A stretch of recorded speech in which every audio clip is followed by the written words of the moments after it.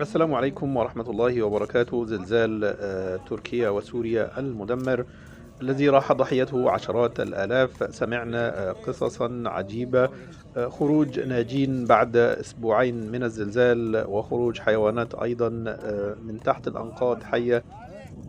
سبحانه وتعالى يخرج الحي من الميت ويخرج الميت من الحي ويحيي الأرض بعد موتها. خبر عجيب آخر، العثور على 2 مليون دولار تحت الأنقاض.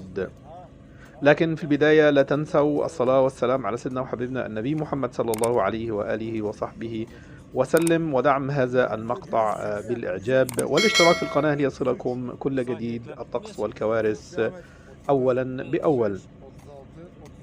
رجال الأنقاذ كما تشاهدون في هذا الفيديو يعثرون على مبلغ كبير، ألا وهو مليوني دولار تحت الأنقاض بعد هذا الزلزال المدمر، ذلك في مدينة غازي عنتاب المتضررة من زلزال تركيا. هذا فيديو متداول كما تشاهدون، العثور، رجال الأنقاذ يعثرون على مليوني دولار تحت الأنقاض.